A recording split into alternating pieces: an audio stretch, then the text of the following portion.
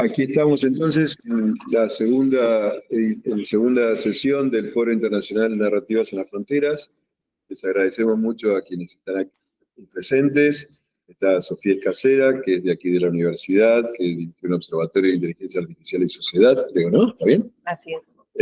Julio Bertolotti, coordinador de la carrera de la licenciatura en producción audiovisual y miembro del PIANAC, del Programa de Investigación Aplicada en Narrativas, que estamos trabajando en una de las líneas de narrativas a la convergencia. Estamos investigando y trabajando sobre inteligencia artificial aplicada a audiovisual, y completan, digamos, la mesa desde España, Daniel Cabrera, también compañero aquí también en el PIANAC, en el Programa de Investigación Aplicada, desde la Universidad de Zaragoza. Daniel reflexiona mucho y bien sobre inteligencia artificial, imaginarios y los efectos, y también trabaja muy ligado a lo que es comunicación y ligado a la comunicación audiovisual.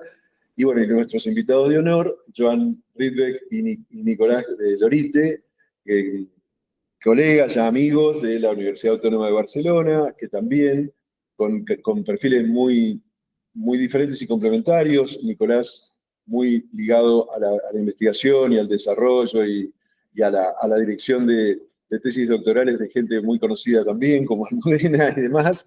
Y Joan, que complementa esa visión con todo un background muy importante como director de publicidad, de videoclips y de productos audiovisuales profesionales, que ambos investigando también sobre la utilización de inteligencia artificial en la producción audiovisual, con algunas con algunas charlas que tuvimos previas. Realmente nos pareció muy interesante que estuvieran acá y pudieran compartir con nosotros su visión. Entonces, tenemos una visión más sociológica, más de impacto, una posición más filosófica en Daniel, una posición más aplicada en Joan, en Nicolás, en Julio y yo. Y entonces, yo voy a hacer las veces de coordinador. Un poco en esta mesa la idea es conversar. Cuando se creó este foro, ya hace 4 ediciones, la idea, como les hemos adelantado a todos, no era que fuera un foro de exposición, sino un foro de conversación. Eso no implica que uno pueda, si quieren presentar alguna cosita o mostrar algo o demás, podamos hacerlo, pero la idea es que conversemos. Y para eso hay algunas preguntas con las cuales vamos a iniciar.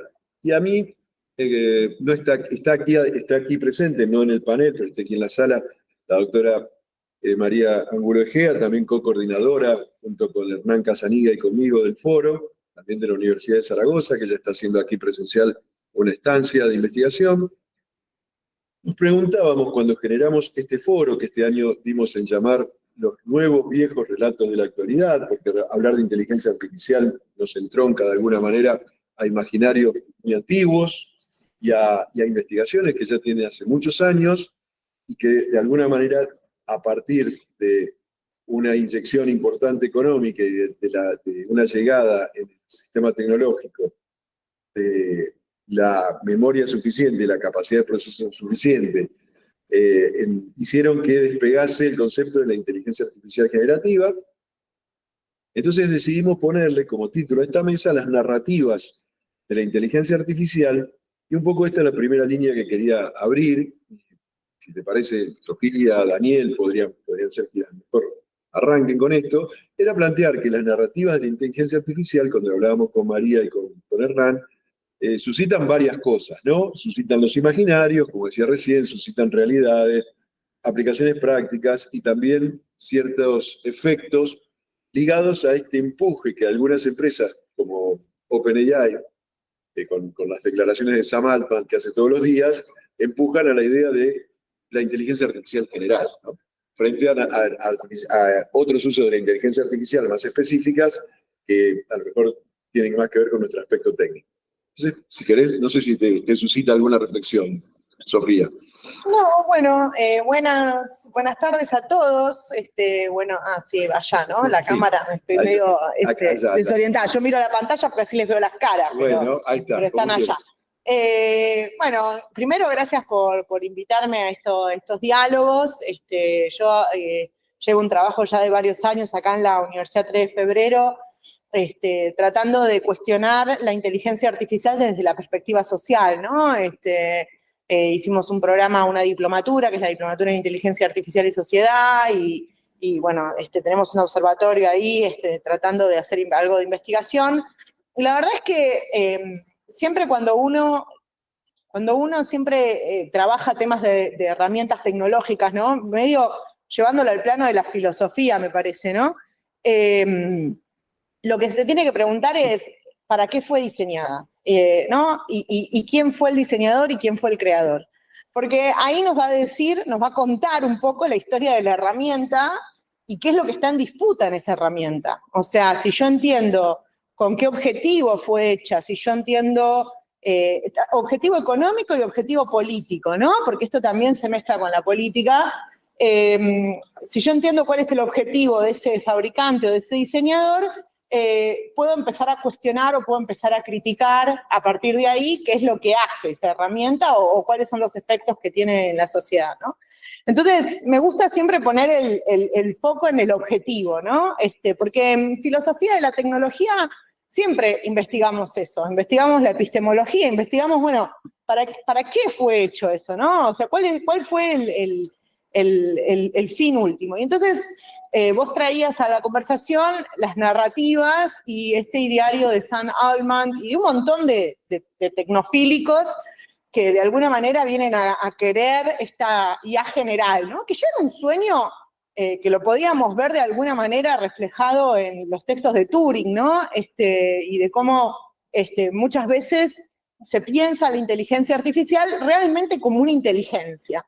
Y un poco la idea que tienen estos tecnócratas es de lograr una tecnología que piense más que nosotros o que sea más inteligente que nosotros. Y ahí la pregunta que a mí me gusta hacerme, un poco volviendo a la filosofía, es, bueno, ¿qué es la inteligencia o qué es el pensamiento en definitiva? Y cómo está estructurado el cerebro humano. Y en definitiva, la inteligencia artificial no ha logrado salir de ser una máquina maravillosa de procesamiento de datos que logra procesar datos de una manera mucho más precisa y mucho más maravillosa de lo que podemos hacer nosotros, cosa que tampoco me maravilla, porque nadie inventa una tecnología para que haga las cosas peor que uno, sería ridículo. O sea, ¿quién va a inventar un par de anteojos para ver peor, ¿no? Y de hecho, cuando vamos al carnaval carioca en las fiestas y nos ponemos un anteojo ridículo que nos tapa la visión, nos parece gracioso y por eso nos lo ponemos, ¿no? O sea, uno inventa un avión para ir más rápido de lo que iría caminando, ¿no? Para ir más lento. Con lo cual, que la tecnología nos supere no me parece algo maravilloso, me parece el objetivo último de la tecnología. Los seres humanos somos seres tecnológicos y creamos tecnología para ser superados. Nadie en su sano juicio utilizaría una tecnología para hacer las cosas peor de lo que las haría sin esa tecnología. Con lo cual, acá lo que se mezcla es, bueno, ¿qué es ese ser superior? ¿No? Y acá, volviendo a lo que vos decías de narrativas, ¿qué entendemos por una inteligencia superior? Y acá me parece que empieza la disputa política. Acá empieza el tira y afloje, ¿no? Porque hay gente que puede creer que el ser superior es la raza blanca. Hay gente que puede creer que el ser superior es el que está instruido. Hay gente que puede creer que el ser superior es aquel que dibuja de determinada manera. O aquel que puede creer que el ser superior es el que hace las cosas como las hacen en determinado país o en determinada región. Y acá empiezan los problemas. Porque esta narrativa, este cerebro general, esta idea de mundo, se empieza a explicar a través de sistemas automatizados que genuinamente procesan información mejor que lo que lo hace nuestro cerebro humano. O sea, genuinamente lo hacen. Entonces, volviendo un poco a esto que vos planteabas, bueno, ¿cuánto nos asombra, cuánto nos preocupa y cuánto de esta narrativa tenemos que empezar a tener cuidado, tenemos que empezar a regular, tenemos que empezar a poner paños fríos respecto de cómo la utilizamos y hacia dónde queremos ir, para que no modifiquen nuestras propias narrativas, sobre todo desde el sur global, sobre todo desde países hispanoparlantes, que no empiece a modificar nuestras propias narrativas y llevarlas a un lugar que no queremos, que son un latino gringazado por una inteligencia artificial generativa. No sé, lo tiro así como para empezar la discusión y empezar a cuestionar y a hablar y a imaginar estas inteligencias artificiales posibles. Dani.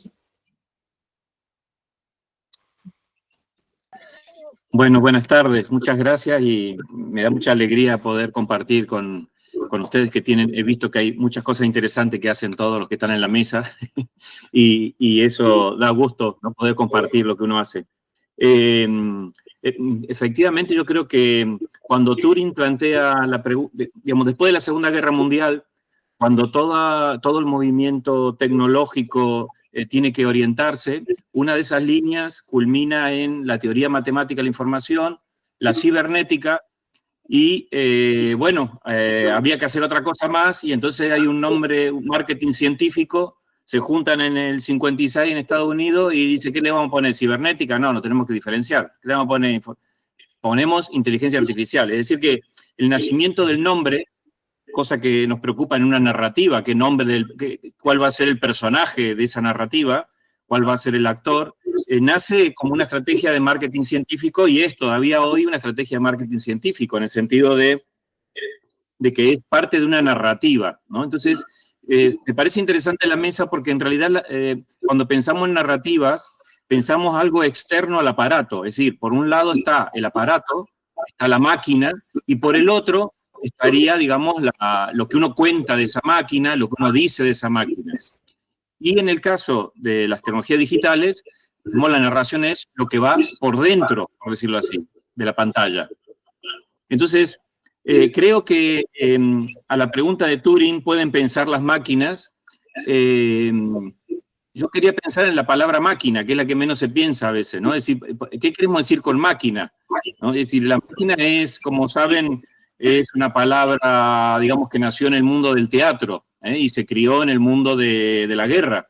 Pero en el mundo del teatro es, digamos, la grúa que da origen, digamos, al Deus ex machina, es decir, a la intervención divina para resolver una trama, ¿no? Es decir, en ese sentido, la máquina es un aparato y también es una técnica con la que se cuenta, es una técnica narrativa, las dos cosas a la vez, es la grúa y es, en el guión de la tragedia, está, digamos, la intervención narrada de ese Dios y cómo resuelve la trama de una manera un poco mágica, artificiosa, etc. Por eso la máquina siempre le ha agregado como una idea de artificialidad. Porque, bien, entonces, claro, nosotros tenemos el verbo maquinar, es decir, a partir de la máquina hablamos de que maquinamos, inventamos, y entonces interesa ver que no hay máquina sin maquinación, es decir, las maquinaciones, digamos, toda la narrativa es parte de la máquina, es ADN de la máquina, no es algo que le agregamos los humanistas, los sociólogos, quien sea, es decir, no le agregamos palabras, la máquina viene hecha de palabras, viene hecha de una narrativa, y entonces, pensar la narrativa, pongamos un ejemplo, digamos, inteligencia artificial, uno podría decir que son datos, algoritmos y modelos. Es decir, de los datos, cada vez que hablamos de todos los sesgos que tienen, digamos, los datos, y uno podría decir, bueno, a lo mejor los datos lo que están necesitando es mejores narrativas. De hecho, hay que alimentar la inteligencia artificial con mejores narrativas. Digamos, parte de la guerrilla semiótica de Eco hoy sería, digamos, alimentar las inteligencias artificiales que utilizamos con narrativas más justas, más equilibradas, menos sexistas, menos racializadas, etcétera, etcétera. Es decir, digamos, hay una tarea narrativa en la alimentación, digamos, de la inteligencia artificial y en los datos que estamos empleando, ¿no? También, y en ese sentido, la máquina, digamos, trae su propia maquinación, trae su narrativa. Y en el fondo, digamos, el problema de nuestras tecnologías es que casi todo lo que hacemos a nivel social pasa detrás de la máquina o abajo de la máquina. Es decir, en realidad el aparato físico es una superficie, digamos, que hay que ir por detrás, ¿no? Es decir, todo esto que estamos hablando de inteligencia artificial es lo que va por detrás. Por primera vez, tal vez en la historia, casi todo pasa por detrás de lo que vemos. La interfaz se convierte en un vaso comunicante, pero también se convierte en un muro en el que chocamos. ¿Se escucha bien? Sí. ¿Sí? Sí, sí. Bien, porque puede haber microcortes, porque mi internet no es muy bueno. Entonces, lo que quiero decir es que este juego entre máquina, maquinación y maquinaria es muy importante en el análisis, digamos, de qué significa que las máquinas puedan pensar. Y el problema, creo, el primer problema que tenemos cuando contamos la historia de la tecnología es que el hard, como todos los hard, lo separamos, todo el hardware lo separamos como si fuera algo que tiene una vida propia, independiente y objetiva. No vemos la subjetividad social ni el proceso social que está inscrito en la propia máquina.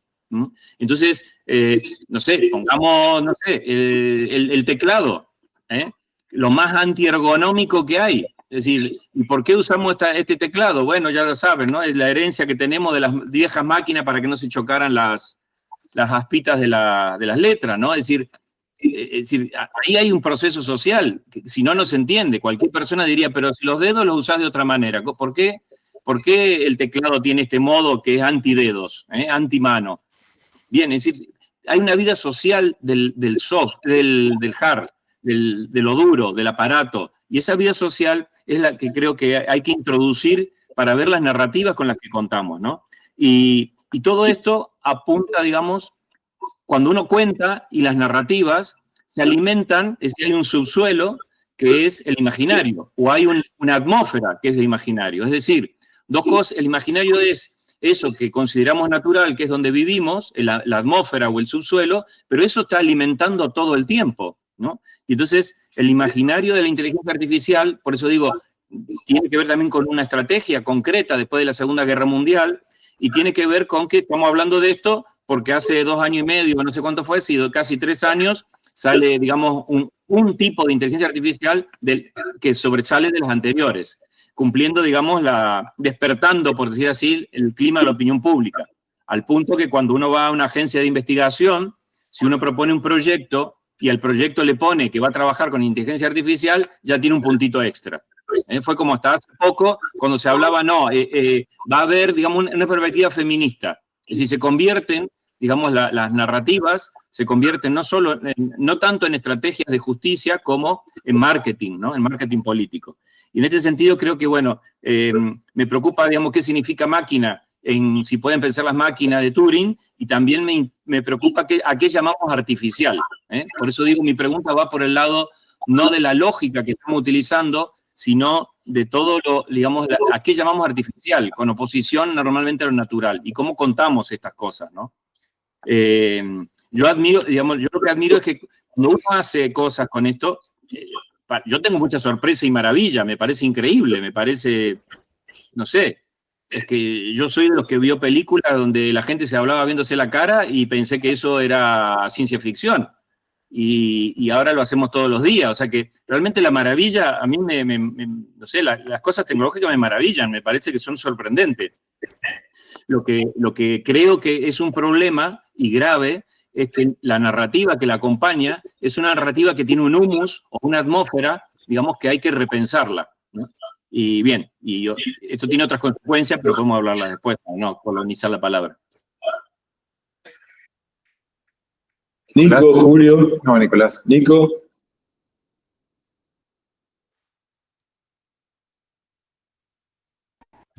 ¿Se me oye? ¿Bien? Ahora sí. Sí. Bueno, buenas tardes. De entrada, pues encantado de participar en este debate y bueno, veamos si estamos. Yo creo que es un debate muy bien planteado en el momento que se plantea y veamos si de aquí sacamos algunas conclusiones interesantes que nos puedan ir bien a todo el equipo que estamos aquí. Bien, yo más que seguir estirando toda esa perspectiva que vais apuntando, que yo creo que es muy necesaria en un debate como el nuestro, voy a saltar enseguida a la práctica. La práctica es, y os vamos a mostrar un vídeo brevísimo que hicimos en el curso pasado con Joan y con un tercer profesor, Joaquín, que somos el equipo docente de una asignatura que es Producción Audiovisual Publicitaria, que es dentro del grado de Publicidad y Relaciones Públicas de la Universidad Autónoma de Barcelona. Es un tercer curso, sí, es el tercer año ya, y bueno, pues ahí trabajamos ya lo que son narrativas, claro, no audiovisuales, y nos propusimos ya el curso pasado incorporar la inteligencia artificial a la producción de las diferentes prácticas que realiza el alumnado. Los grupos de estos alumnos se configuran de unas 10 personas, alrededor de 10 personas, y cada equipo de estos acaba realizando una campaña publicitaria con spots y trabaja también incluso en plató de televisión, lo que son teletiendas o productos realizados en plató de televisión. Bueno, pues ahí nos planteamos la posibilidad de incorporar la inteligencia artificial. ¿Qué nos propusimos en ese momento? Bueno, pues a través sobre todo de Joan, que es el experto del equipo y quien domina lo último de lo último y a diario incluso, porque a diario cada vez que hablamos siempre va agregando, ha llegado un nuevo cambio de pues ahí incorporamos Runway como soporte a la producción audiovisual de estos equipos de alumnado. Una cuestión, Sergio, no te veo. Ahora, vale. Estoy escuchando, te estoy mirando en mi pantalla. Por eso no. Entonces, ¿qué hicimos el curso pasado? Lo que hicimos es, paralelamente, a la vez que íbamos aplicando la inteligencia artificial, por supuesto que agregar previamente, que nos costó muchísimo incorporarla, porque hay todo un proceso burocrático, y hasta denominarlo según burocrático en las universidades, que impiden introducir fácilmente estas novedades. La gestión económica, bueno, pues por ahí se nos pusieron todo tipo de pegas, nos dijeron en un cierto momento que lo teníamos que pagar nosotros y luego ya se nos pagaría, al final logramos acelerar a todo, bueno, todo un proceso que nos complica la incorporación de esa novedad, y no digamos ya la novedad de la novedad, eso es prácticamente imposible, ¿no? Bueno, logramos incorporarlo, conectamos con la empresa que está en Estados Unidos, bueno, pues ahí estuvimos escribiendo, sobre todo se encargó básicamente Joan, y conseguimos el soporte necesario para que todos los equipos dispusieran de Runway y que incluso el equipo del profesorado dispusiera de él. Hicimos paralelamente algo que tiene un valor importante, y es que entrevistamos al alumnado y fuimos haciendo un seguimiento de todas las clases, y a partir de ahí acabamos produciendo y tenemos alguna producción de algún mini documental. No vamos a pasar un mini documental, sino que vamos a pasar solo algunas impresiones de este equipo, de estos equipos, en torno al uso de Runway, cómo ven esta incorporación. Y luego hay un segundo elemento importantísimo que lo trabajamos en estas clases, que es la cuestión de la narrativa vinculada a propuestas inclusivas. No es solamente producir publicidad, es producir una publicidad que tenga en cuenta la diversidad, por ejemplo, pero no solamente la diversidad, sino las relaciones interculturales inclusivas. Por ejemplo, ¿no? Es una variante de las múltiples variantes que puede darse dentro de estas posibilidades. Algo que trabajamos también previamente a la elaboración de estas producciones audiovisuales con inteligencia artificial es que cada equipo debe de disponer de un decálogo en el que deje claro cuáles son los usos que va a realizar con esa inteligencia artificial para incorporar esos lenguajes inclusivos. Partiendo de que, claro, lógicamente es publicidad, están realizando publicidad, la publicidad está pensada para vender y entonces han de incorporar esa posibilidad del lenguaje inclusivo a una publicidad que venda, que sea aceptada por las marcas, está claro. Bueno, a partir de ahí fuimos, ya digo, acabando de tener una serie de respuestas, y de eso hicimos este vídeo que vamos a mostrar ahora, que lo vais a poder ver, que lanzará Joan, que hemos procurado recortar al máximo, porque tampoco se trata de que ocupe demasiado, no sé si dura unos 3 minutos, y que lo vamos a lanzar ahora.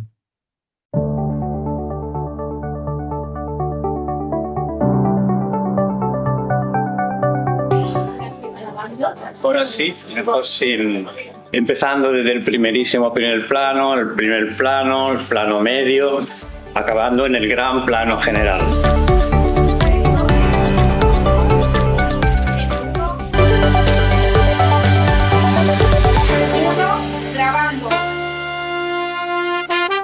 ¿Qué os está pareciendo Runway?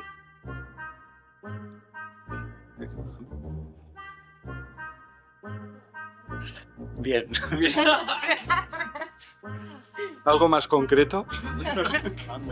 Difícil de utilizar. De momento sí, bastante difícil.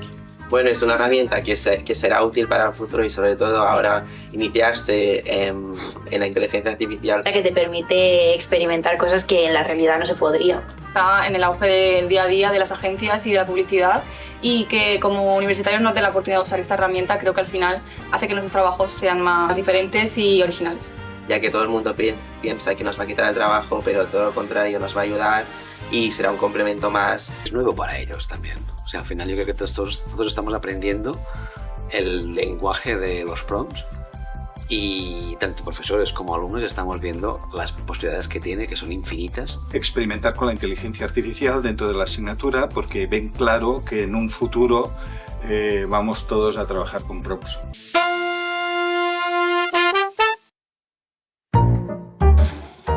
Runway. Depende de lo que busques. ¿En qué sentido? En publicidad inclusiva. No sé, es que lo que hemos pedido de prompt no había... Claro, hemos bolígrafos, objetos. era bolígrafos. Así que no hemos tratado este tema. O sea, no estamos trabajando con personas, estamos trabajando con planos de situaciones o con animales, entonces no hemos podido practicar lo que es inclusivo o no. Yo creo que sí, porque puedes escribir muy bien lo que quieres y si das como pones tal cual lo que quieres, te lo hará. Bueno, lo que sí que hemos visto es que a veces cuando pones la foto de una persona, le cambia un poco las facciones. Pusimos una foto de Frida Kahlo y era como si le pusiera el filtro de TikTok, ese que te hace más europeo. Y le quitó el unicejo también.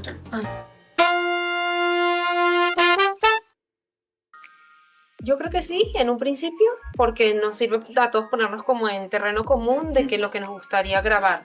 Es importante establecer unos principios y unos valores antes de desarrollar un trabajo. Está más fundamentado el resultado.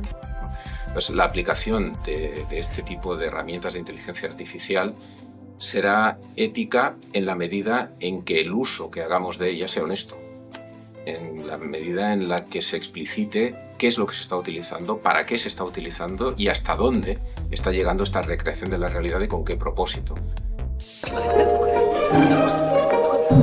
Hombre, al final es un arte.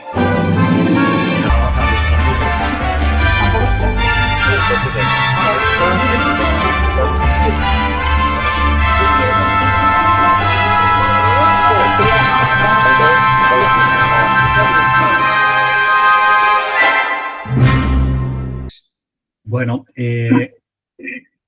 algunas de las impresiones ya habéis visto. Cuando le preguntas cómo lo encuentran, ¿no? Rango, bueno, pues ahí casi que acaban quedando así como bloqueados o bloqueadas, ¿no? Bueno, sí, pero luego cuando le preguntas si lo usan con un criterio inclusivo, pues acaban preguntando qué se entiende por criterio inclusivo, ¿no? Con un uso inclusivo, ¿no? O sea que todavía hay falta ir acoplando todo eso, ¿no?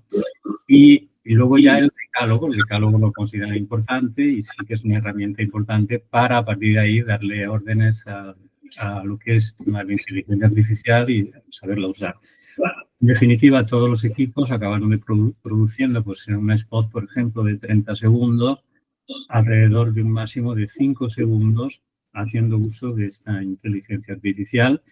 Y en 3 meses pasamos de estar a 0 en Runway, y Runway casi que estaba también iniciando con nosotros su propuesta, a aprender a usarla para incorporar lo que es alguna, y esto ya lo dicen también ahí en las entrevistas, lo que son algunas imágenes que sería prácticamente imposible incorporarlas de otra manera, ¿no?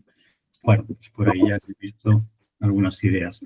Yo me callo aquí porque ya he ocupado una parte importante incluso con el vídeo y dejo la palabra a las otras personas que estáis aquí en esta mesa. Bueno, la idea es un poco ya marcamos un arco, ¿no? Fuimos de lo más social a una visión más filosófica, a una visión ya introducida a la práctica. Yo creo que sería interesante, a mí me parece, yo me voy a guardar un par de preguntas para enseguida seguir, pero estaría bueno completar este círculo, de ver de dónde estamos parados y de dónde están los intereses de cada uno. Quizás Julio podría retomar un poco y dejamos a Joan para el final, para retomar un poco la parte de la práctica más dura, ¿no, Joan? Sí, ¿cómo están? Hola.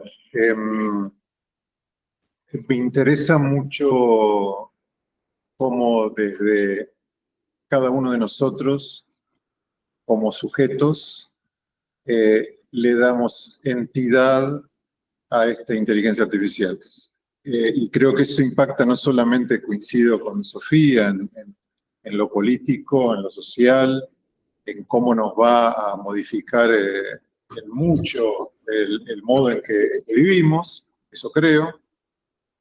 Pero desde las narrativas me interesa sobre todo pensar en este estatus que le damos de sujeto a la inteligencia artificial, porque desde el punto de vista humano, bueno, la inteligencia es propio del humano, es una característica propia del humano, al punto tal que generamos la inteligencia artificial.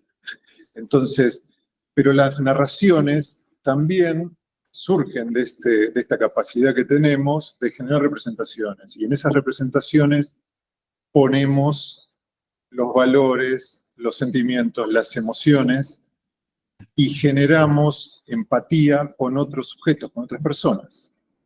Y de algún modo creo que hoy le estamos delegando también esta potencialidad de la inteligencia artificial, cuando coincido que en realidad no está ese sujeto todavía allí detrás. Puede existir en algún caso, en algún momento en el futuro, no estoy tan convencido, pero no existe un sujeto allí atrás que nos pueda devolver una construcción, para no decirle narración, que tenga una intencionalidad desde el sujeto, implicando el deseo, el punto de vista, la idea de mundo, el vínculo con otros y otras, con toda la carga de la humanidad que llevamos en cada uno de nuestros cerebros y en nuestras relaciones.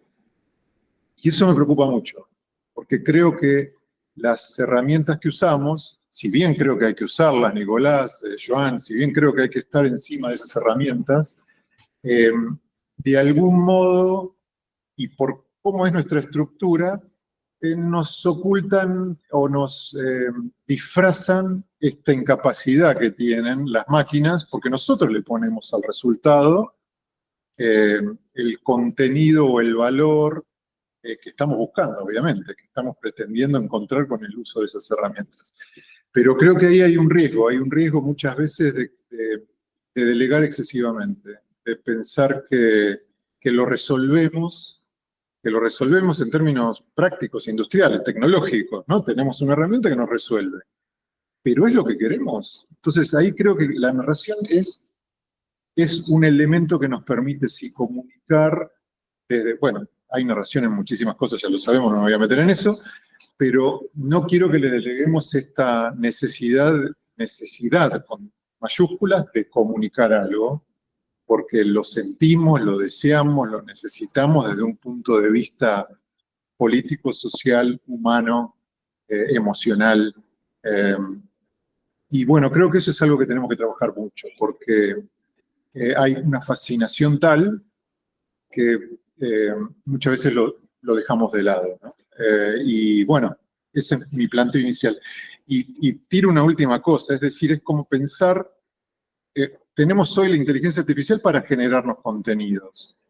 Si esto lo llevamos al extremo, tal como le damos entidad, ¿por qué no tener inteligencias artificiales que hagan de público? ¿Se entiende? Es decir, es el mismo caso. Es decir, generar una máquina que haga de público. Tendríamos muchísimo rating si podemos replicar esa máquina.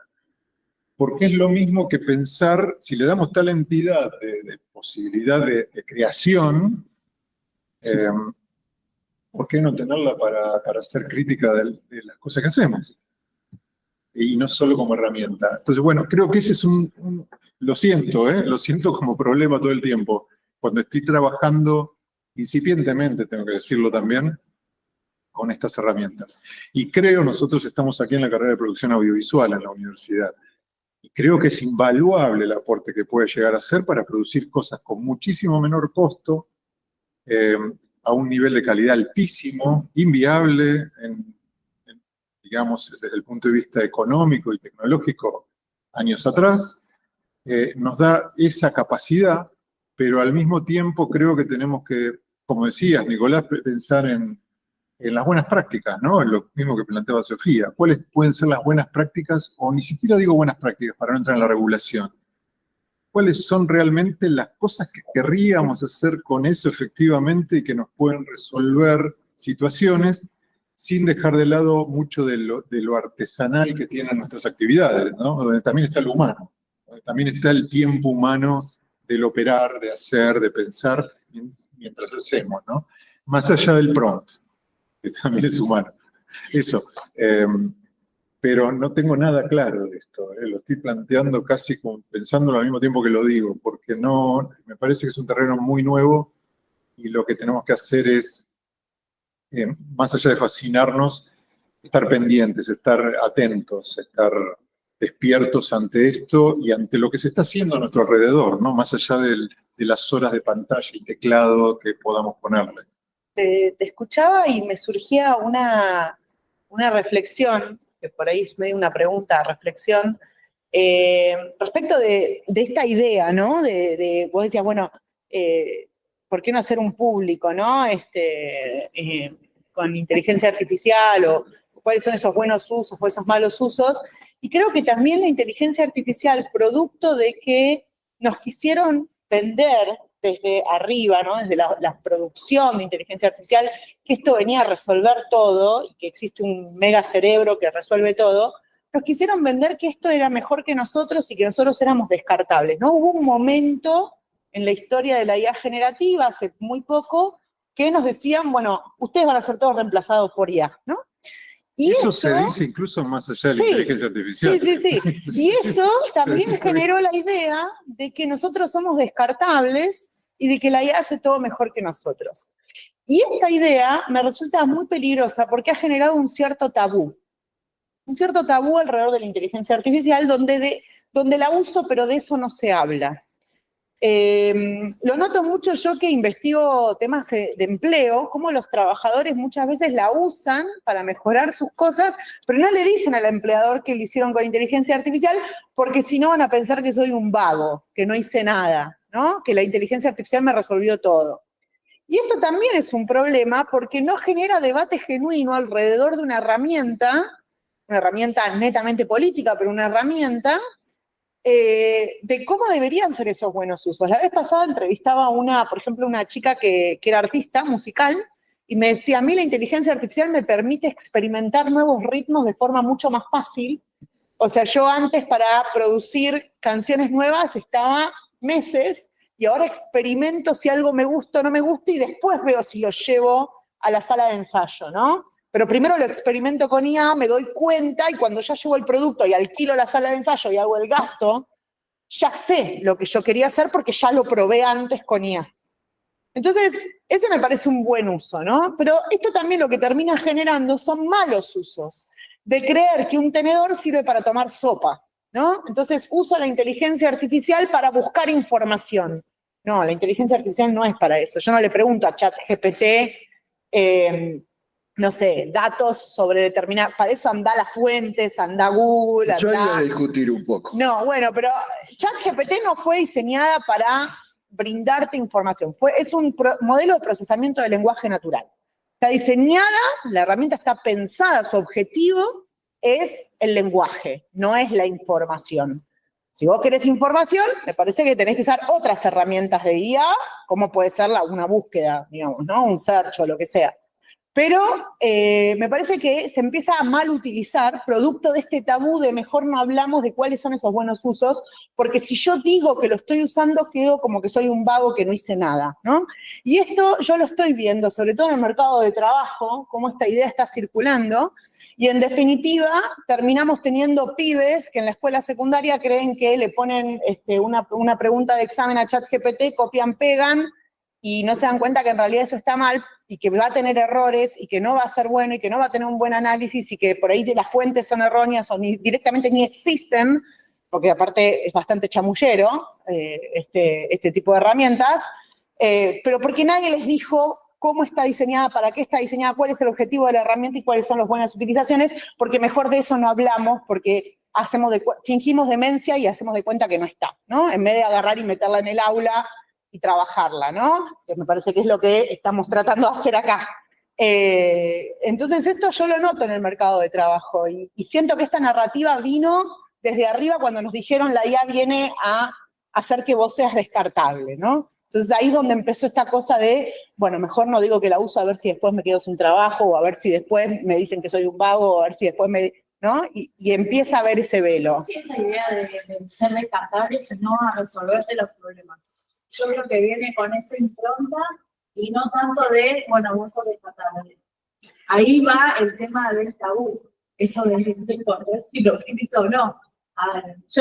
La verdad, yo no sé qué uso darle a esas cosas, porque, no sé, una de las cosas que quise hacer fue diseñar un logo, y la verdad que no me gustaron para nada lo que me daba, ¿no?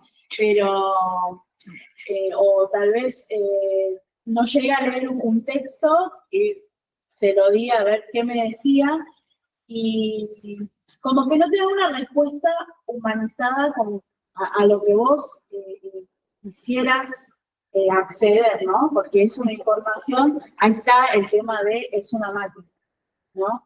Y está bien, ¿hasta qué punto te resuelve el problema? ¿No? ¿Hasta qué punto? Yo creo que ese es un buen punto que dejaste para que le demos la palabra a quien todavía no ha hablado, que es Joan, y que es una perspectiva muy interesante todo esto que se está diciendo, porque es quien, yo creo que todos los que están acá, de todos los que estamos acá, quien más ha metido las manos en la masa en la producción.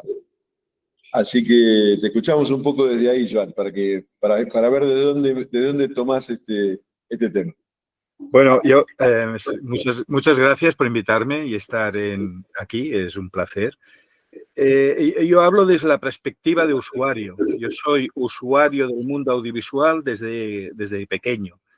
Empecé con cine de Super 8 y así he ido pasando por todas las máquinas distintas y todos los inventos que va haciendo el cine día tras día. A mí me gustaba mucho cuando era pequeño Disney, y entonces salía con mi padre y le preguntaba, ¿y esto cómo lo han hecho? ¿Y cómo este tío puede volar? ¿Y cómo puede volar un coche en el Chiti Chiti Bang Bang? Y mi padre no sabía ni cómo responderme. Y yo quería hacer esto, y mi padre me quería quitar de la cabeza la idea de hacer cine. Afortunadamente, empecé con las primeras empresas de vídeo y así.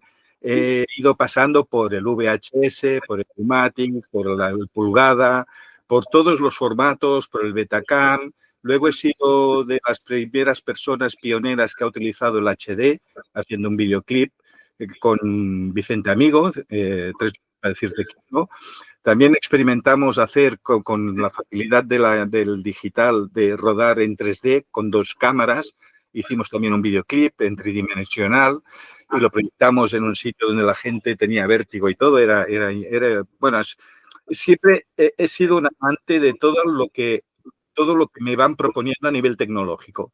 Y a día de hoy, lo que está pasando con la IA, que además yo no le diría inteligencia, para mí no es una inteligencia, es una herramienta que me da muchísimas posibilidades de crear todo lo que yo me imagino. Entonces, dentro de las herramientas, yo empecé desde que nació el tema de la inteligencia artificial, empecé a trabajar con el ChatGPT, a jugar con él, a ver qué cosas me daban, a ver qué el tema del GPT, que el chat tú lo puedes entrenar con cosas a las que a ti te interesan. Tú, ChatGPT, lo vuelves en local dentro del ordenador, pones una carpeta y dentro de esta carpeta pones todos los documentos que tú quieres que ChatGPT trabaje. En este caso, yo quería hacer prompts que fueran lo más ajustado a mi idea. Y entonces, para hacer prompts lo más ajustado a mi idea y generar imágenes que se parezcan a lo que yo quería hacer, lo importante era lo que yo hacía de joven, el manual de la máquina y leer todo el manual. Pues entonces yo, en esa carpeta, los manuales de las distintas plataformas. El manual completo. Y además, si este manual había gente que ha experimentado, pues también todo estaba dentro de esta carpeta. Y entonces le decía, hazme una imagen de una chica tal. Y entonces, me proponía un prompt. Yo, por cierto, que con GPT, de confianza le hago en catalán y él me hace los prompts en inglés. O sea que tengo ya todo preparado y programado. Y entonces, por otro lado, dentro del mundo del cine, también empecé a trabajar con los ordenadores a mediados de los 80, intentando hacer una bola del mundo con un ordenador que tardábamos una semana en hacer 3 segundos de que se viera la bola del mundo. Claro, hoy en día una bola del mundo la haces de una manera y con el chat GPT, no, con el vídeo la cosa es mucho mejor. Porque con Runway tú le dices bola del mundo y le dices qué es lo que quieres que se vea exactamente en la imagen y te genera esa imagen con un realismo bastante espectacular. De hecho, es irte a cualquier parte del mundo con el Runway y no hace falta que cojas un avión y te vayas a rodar a una playa de donde sea. O sea, que antes era genial porque nos podíamos desplazar. Y ahora, por ejemplo, estamos haciendo un encuentro y lo estamos haciendo todo a nivel digital. Bueno, con toda esta experiencia me apunté a un curso que tenía que hacer un corto en 48 horas. Y entonces lo tenía que hacer con Runway. Y entonces me apunté, me escogieron, te dan 10.000 créditos para hacer todo lo que quieras con Runway. Y entonces, todo lo que me propuse es, vamos a ver, cuando trabajas, no sé si habéis trabajado con ChatGPT, según qué cosas decís, la imagen de un hombre que lleva un cuchillo y apuñala no sé qué, automáticamente te anulan. Hay unos controles y entonces sale el control policial y te dice, cuidado, ¿qué estás haciendo? Esto no lo podemos hacer. Y entonces yo quise hacer un corto dedicado a todas esas mujeres que han tenido problemas con pedófilos. Es un tema que yo pensé, no voy a ganar concurso, porque como ya sabéis últimamente, no voy a ganar el premio, porque si están cosas, pero pensé, para mí es un reto, porque de manera puedo trabajar yo con ChatGPT y con los elementos para poder generar las imágenes que yo quiero hacer. Entonces, el ChatGPT, si tú respondes de manera inteligente y te haces, digamos, amigo de él te responde también de una manera positiva. Entonces, yo lo que le dije, vamos a hacer un cortometraje, quiero que me ayudes en el cortometraje, que tengo una idea que lo que quiero es ayudar a la gente. Y para ayudar a la gente necesito que tú des lo mejor de ti. Me dijo, vale, pues venga. Y mira, quiero hacer un corto que va a tratar de una muy sensible que sé que tú me vas a rechazar, porque quiero hablar de pedofilia. Y entonces lo que quiero es que lo tratemos de una manera muy suave, que lo pueda ver todo el mundo, que vaya para todos los públicos, pero queremos ser sensibles, etcétera, etcétera. Y entonces me dijo, vale, adelante. Y a partir de ahí yo empecé a trabajar con el ChatGPT. Evidentemente que es una herramienta en la que confío en ella, pero quien decide soy yo. Quien va a montar el cortometraje soy yo. La idea del cortometraje soy yo. Y además, la herramienta no tiene sentimientos, puede hablar de sentimientos. La herramienta te enseña una serie, una colección de planos, y soy yo quien decide si esa relación de planos me van a funcionar y van a generar emoción en los espectadores. Porque la emoción, la inteligencia artificial no puede generar emoción. La emoción la generas tú en tu trabajo, en la sala de montaje, con tu tiempo y con tu reflexión, etcétera, etcétera. Total, que en 48 horas lo que hice es, por un lado, generar distintas imágenes para hacer un casting de personajes. El casting también lo hice a través de inteligencia artificial. En ese casting escogí un personaje que se parecía a más bien americano, a una chica americana. Tuve que escoger niñas que fueran ella de niña. Hicimos distintos personajes. Y entonces pudimos trabajar que estos personajes, ya sabéis lo complicado que es en el mundo del cine trabajar con niños y niñas, y claro, con la inteligencia artificial tú puedes generar imágenes de niños y niñas las cuales las puedas utilizar. Y luego además le dije, vamos a hacer una canción, que como he hecho en estos videoclips, es un lenguaje en el cual creo que esté muy bien cómo funciona y que además es una manera fácil de mostrar al espectador y llegar al espectador. Entonces, lo que hice es la canción, la letra la generé a través de la idea que estuvimos trabajando en el chat GPT, generamos una idea de canción. Yo corregí todo lo que había de verso y entonces esto lo generé la canción también con Suno, que es otra inteligencia artificial que lo que hace es generar la parte del sonido. Y si queréis, ya sé que el sonido no funciona, vamos a intentarlo, os voy a mostrar qué es lo que salió en estas 48 horas, que además me sobró tiempo para dejar reposar el trabajo antes de entregarlo y si tenía que hacer algún cambio lo podía hacer. Hice esto que os voy a mostrar ahora en estos momentos. Okay, I'm going to tell you a secret. When I was a child, I experienced things I never had the courage to talk about. A family member hurt me in ways I didn't fully understand at the time, but I knew it was unfair and painful. For many years, I kept this secret inside, thinking no one would believe me if I spoke up. Also, just thinking about it made me feel an overwhelming sadness and a fear I couldn't put into words. Now, 15 years later, all those memories have come flooding back, as if it happened yesterday.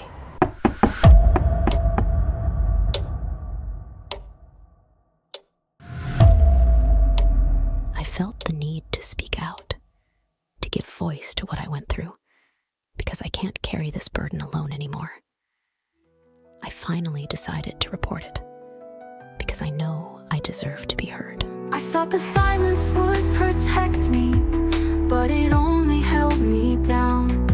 I've carried all this weight so long, now it's time to let it drown. The pain they caused, it won't define the woman I am, this heart of mine. Even though they've left this place, I'll find my strength, I'll find my grace, 'cause the memories, they won't stay, but I'll be stronger every day. Now the truth, it's mine to tell. I'll break the silence, break the spell. 15 years have passed me by, but I'm still standing, reaching high. The one who hurt me's gone away, but I've got something left to say. Though the justice may not come, I'll rise, I'll shine, I won't succumb. For the little girl who couldn't speak, I'll be strong, I'll find what I seek. I'm not alone, I'm not afraid, I'll carry on, I've got a way. In every tear, I see the light, and through the dark, I'll win the fight. 15 years have passed me by, but now I'm soaring, reaching high. The one who hurt me's gone away, but I've still got so much to say. Though the justice may not come, I'll rise, I'll shine, I won't succumb. For the little girl who couldn't speak, I'm the woman strong and free. I'm the woman strong and free. Yeah, I'll be all I'm meant to be. But what happened is that the person who hurt me took their own life before I could even share my story.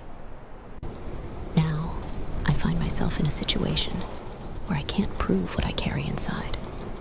But that doesn't mean it's not real to me. I know what I went through.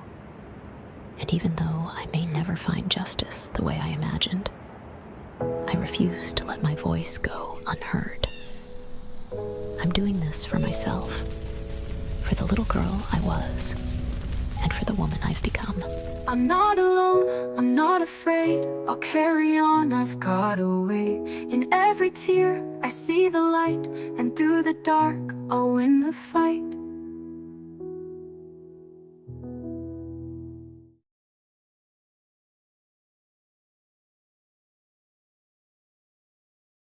Hay cosas de la emoción que la máquina no, de esto no entiende la máquina. Y en cambio, con la experiencia dentro del mundo audiovisual que tengo, pues ya sé cómo poner los planos, qué tipo de imágenes. Evidentemente estamos viendo unas imágenes que de algunas me han costado mucho de hacer. Esto de la inteligencia artificial parece que tú pones un prompt y hasta te sale la imagen. Y no es tan fácil. Pero antes era mucho más difícil hacer un dinosaurio en 3D y la de horas que te tenías que pasar. Y en cambio, hoy en día puedes hacer un dinosaurio, te lo puedes plantear. Tengo que decir también que sobre un comentario que se ha hecho aquí, es cierto que la IA da temor y la gente tiene miedo. Estoy con unos trabajos que estoy haciendo ahora con inteligencia artificial, que a raíz de este cortometraje me están entrando trabajos, pero según qué cosas propongo, la gente no las quiere hacer. Mejor no. Esto lo dejamos. Hay cierto miedo a con la inteligencia artificial. Creo que con el tiempo se asumirá la herramienta y cada vez la gente la utilizará más. Y una crítica que tiene la inteligencia artificial es que, claro, es una caja negra que tú introduces un prompt y luego, sorpresa, a ver qué te sale. Y entonces, este control de la caja negra, esto es lo que a mí no me gusta, pero yo juego a ver qué puedo sacar. Con este juego entiendo que dentro del mundo audiovisual, esto estamos viendo en las redes sociales, están haciendo un nuevo lenguaje con imágenes alucinantes. Estoy todo el día mirando cosas que me sorprenden, ver cómo pueden poner personajes en mundos llenos de flores, de colores, inundados de agua, yo qué sé. Cosas que antes ya ni te lo imaginabas porque sabías que a nivel de costo de producción era como inasumible, ¿no? Y en cambio ahora todas estas cosas son posibles. O sea que el límite está aquí en nuestra imaginación. Bueno, a mí no sé ustedes, pero a mí me parece que siempre uno viene hablando muy abstracto y cuando baja a ver una producción concreta, en mi caso lo hablábamos previamente con Joan y Nico, yo trabajé mucho más en sonido, más que en imagen, por lo que era lo que tenía acceso a la inteligencia artificial. Trabajé mucho con Eleven Labs y entonces también el tema de empezar a trabajar con mucho control. Eleven Labs es una inteligencia artificial para clonar y para diseñar sonidos y voces. Y realmente cuando uno se mete a trabajar con las manos en la masa, las cosas se matizan un poco en ese sentido y surgen algunas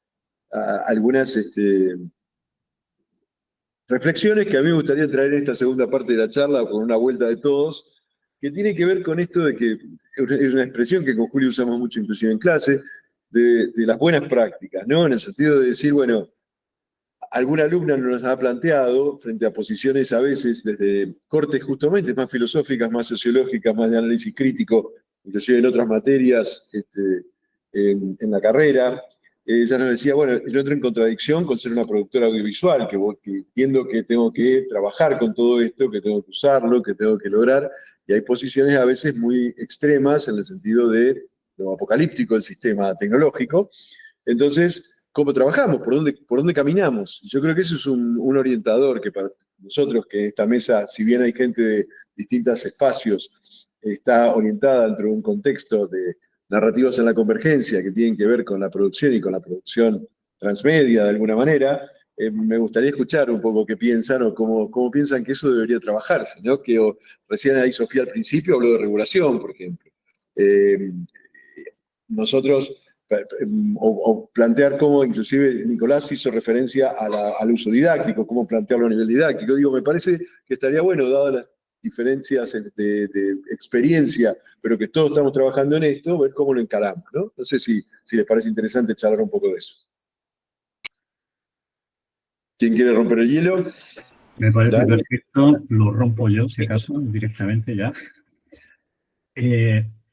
A ver, algo que hemos hecho en lo que es la universidad, pero vinculado en lo que es investigación, lo que llamamos investigación-acción e investigación audiovisual aplicada, continuamente en todas las investigaciones en las que yo he trabajado desde los 80, siempre ha habido un intento de vincular la investigación con lo que son las organizaciones que se encargan de regular, y no solamente regular, sino recomendar lo que es lo adecuado o el tratamiento adecuado, ¿no?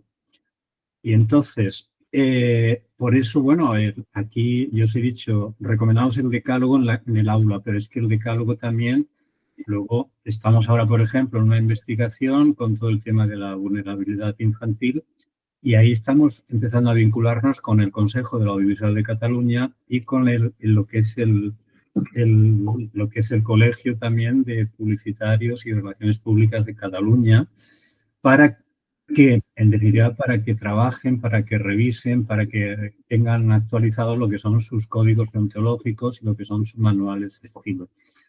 De todas formas, aquí ha aparecido algo que es importante. Una cosa es, y que ahí hemos trabajado bastante, una cosa es la buena práctica y otra es la buena práctica inclusiva.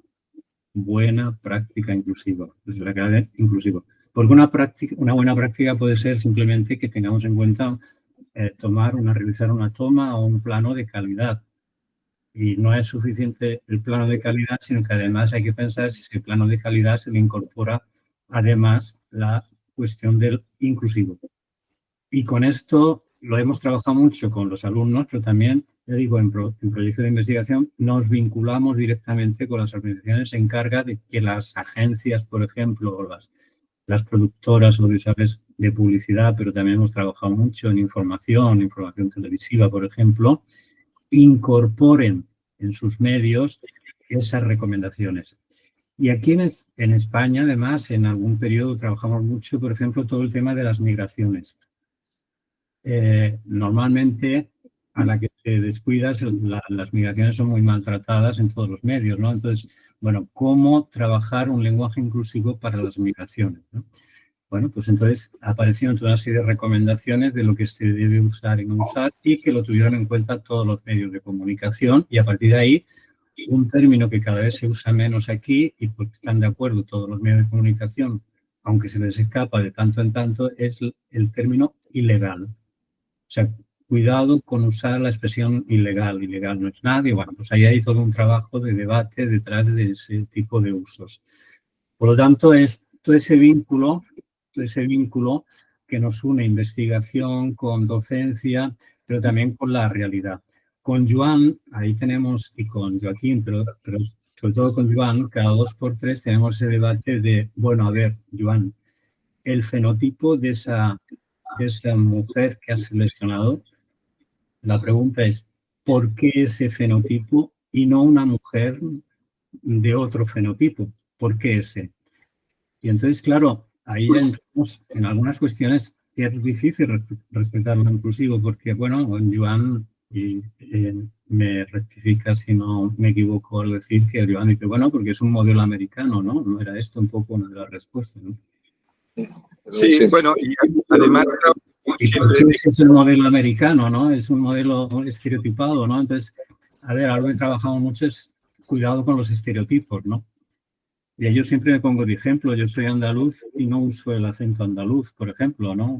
Porque en Andalucía hay todo tipo de acentos. Bueno, entonces, ahí, para cualquier producto, es preguntarse, por ejemplo, esta cuestión del estereotipo. ¿Por qué ese estereotipo de niñas? ¿Por qué no puede ser otro, no?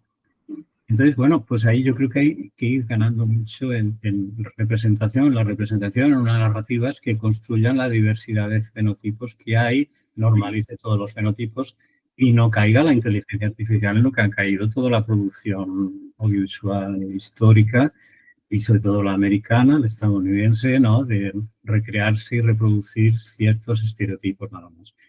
Esto aquí hemos hecho algún estudio, alguna investigación sobre la representación de la diversidad en la publicidad en los diferentes medios, que estuvimos ahí como unos cuantos años y llegamos a la conclusión que esa reproducción es generalmente blanco-caucásica y que es muy difícil convencer, y ahí entramos en un trabajo de convencer a las mismas marcas de que introduzcan otro tipo de fenotipos. Dijeron no, porque ya lo hemos probado, algunas lo habían probado, y evidentemente el efecto del mensaje no es el mismo y acabamos perdiendo ventas, ¿no? Entonces, bueno, ahí hay todo ese debate de la normalización de los fenotipos y habrá algunos elementos como yo que todo lo que vean, lo primero que le van a preguntar a Joan, por ejemplo, es Joan, el fenotipo. Y porque sí también en nuestras investigaciones lo que hemos visto, pues son investigaciones que también vinculamos con la producción, es que muchas veces se produce esa imagen, a veces sin un criterio a fondo, ¿no? Y eso sí que lo hemos trabajado en las mismas clases. Hay que pensar muy bien por qué esa imagen y no otra. Y claro, lo que ocurre, Joan también lo ha dicho, es que disponía de 48 horas para producirlo. No da tiempo a pensar mucho, sino en esas 28 horas da tiempo a construir un personaje que rápidamente tengo en cuenta este personaje porque va a un concurso de una productora de Estados Unidos que parece ser que va a valorar más que la protagonista sea la que hemos visto. Y esto, aunque parece una crítica directa, Joan, no es una crítica directa, esto ya llevamos conversaciones desde que nos conocemos, ¿no? Entonces, bueno, por ahí va un poco, yo creo, todo el tipo de reflexión. Seguir vinculando investigación, docencia y la producción real con las organizaciones de la producción real, con las recomendaciones que emanan de todas esas organizaciones a producción real, avanzar en todo eso e incorporar ahí todas las virtudes de la inteligencia artificial. Añadir, y ya me callo porque si no haría una conferencia yo solo, añadir que ahí también llevamos todo un debate y se está desarrollando, y supongo que en vuestras universidades también, todo el tema de, bueno, hasta dónde se puede usar en las clases, ¿no? En las aulas.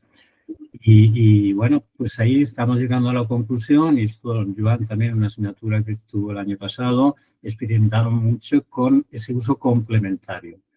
Bueno, vamos a usar el PROMPT, vamos a usar la inteligencia artificial, pero paralelamente vais a seguir haciendo por vuestra cuenta para ver cuáles son las diferencias para no caer solo en el uso de la inteligencia artificial. Y ahí hay ese debate. Lo que pasa es que sí es verdad que cada vez se decanta más al simple uso de la inteligencia artificial. Y eso también con nuestro compañero Joaquín, él que trabaja en una de las agencias más importantes de España, agencia de publicidad, él nos va diciendo es que cada vez se hace más todo con la inteligencia artificial. Es que cada vez es más fácil producir de esa manera. Bueno, pues ahí hay toda esta cuestión de cómo se puede ir separando, si es que se quiere separar, hasta dónde podemos ir con su uso, ¿no? Bueno, de momento me callo aquí. ¿Quién retoma? ¿No? Bueno, a mí me parece interesante el planteo por varias cosas, porque son cosas muy complejas las que estás planteando. Yo creo que estás planteando, por un lado, una cosa muy, muy interesante y muy importante. Hiciste a su vez la salvedad con Joan respecto de lo que fue el tiempo y el mercado al cual apuntaba, y eso en nuestras profesiones están muy, muy marcadas por eso, ¿no? Que era un poco la contradicción que hablábamos al principio con esta alumna que hablábamos el otro día. Y yo creo que la inteligencia artificial esto lo va a poner todavía más en la picota, ¿no? Lo va a poner más, lo va a exponer más al tema.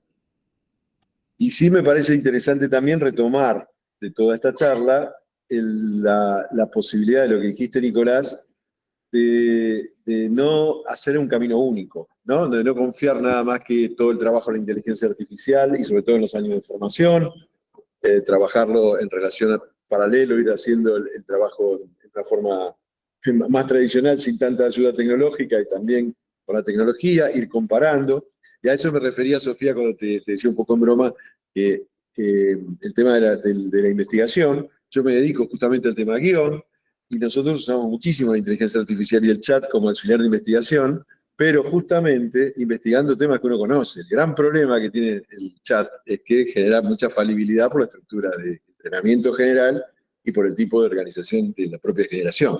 Entonces, ahí es una cosa en donde justamente en las clases trabajamos mucho, es cómo podés servirte de cierta estructura del chat para investigar, pero con muchísimos controles y muchísimas posibilidades de chequeo de lo que el chat funciona, porque hay reacción devuelve, porque realmente es muy complejo. ¿No?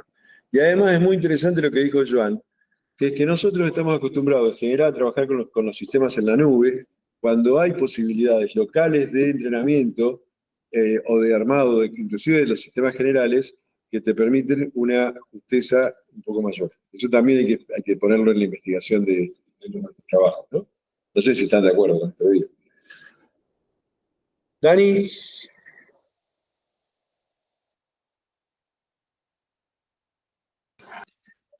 Bueno,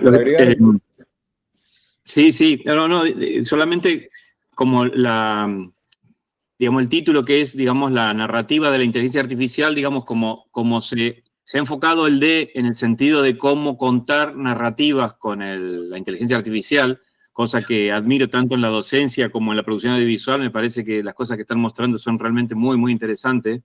Yo, digamos, lo uso en la investigación nada más, no estoy produciendo narrativas, es decir, en todo caso son más cerca del ensayo. Pero también hay otra forma de entender el título, ¿no? Y era un poco lo que yo más había pensado, no solo que, digamos, la narrativa de la inteligencia artificial, es decir, que hace la inteligencia artificial, sino la narrativa sobre la inteligencia artificial, es decir, la narrativa con la que contamos la inteligencia artificial.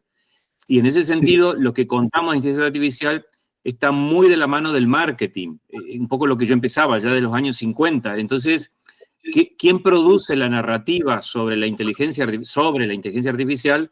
Está, digamos, los grandes agentes son, digamos, la producción de ciencia ficción, etcétera, y el marketing. Pero hoy en día, digamos, llevamos 2 años y medio, casi 3, digamos, donde la narrativa casi exclusivamente está hecha por estrategias de marketing, directa o indirecta, a través, digamos, de periodistas, de medios de comunicación, etcétera.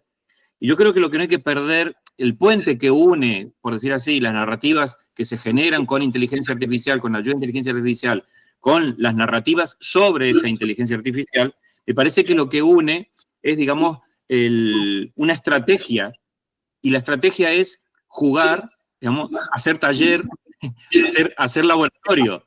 Es decir, creo que digamos que la única manera, digamos, de enfrentar la situación, tanto para desarmar el discurso antropomórfico sobre la inteligencia artificial, como el discurso, digamos, de lo va a resolver todo la inteligencia artificial, es ponernos a jugar con esta herramienta, experimentarlas, y entonces ahí hay un problema que va asociado, me parece a mí, con la tecnología, de la cual la inteligencia artificial es lo que nos entretiene ahora, que es la aceleración.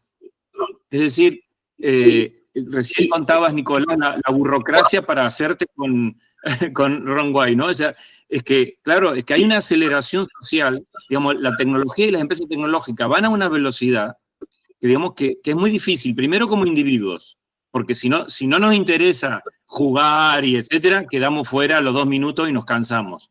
Y sobre todo con las instituciones que están hechas, digamos, al ritmo del libro, o sea, al ritmo de una imprenta de Gutenberg. Entonces, todas estas instituciones, digamos, como la enseñanza pública en general, pero también la universidad privada, que aunque va más rápido, también se retrasa. Entonces, me parece a mí que toda esta narrativa sobre la inteligencia artificial, digamos, tiene un contexto que es la aceleración. Digamos, que el ritmo es ritmo maquínico. Es decir, el ritmo, un relojero, un carpintero, una tejedora. ¿Se escucha bien o no? Porque está medio entrecortado. Se escucha bien. Bien. Digamos, un artesano tiene un ritmo que lo impone, por decir así, su cuerpo. En cambio, el sistema sociotécnico, no una herramienta de inteligencia artificial, sino el sistema, el conjunto, nos pone todo el tiempo que nunca es suficiente, ¿no? Entonces yo creo que parte de la narrativa sobre la inteligencia artificial tiene que ver con cómo nos hacemos con el tiempo, es decir, cómo imaginamos una temporalidad institucional y profesional para hacernos con laboratorios, talleres, digamos, donde podamos experimentar esto. Y la única manera que hay aquí es tomar la palabra experimentación de verdad, en el sentido de las universidades tendrían que tener, cuando diseñan un título, una especie de cajón, unas asignaturas que sean cajón desastre, en plan, mira, en esta materia se llama laboratorio o taller de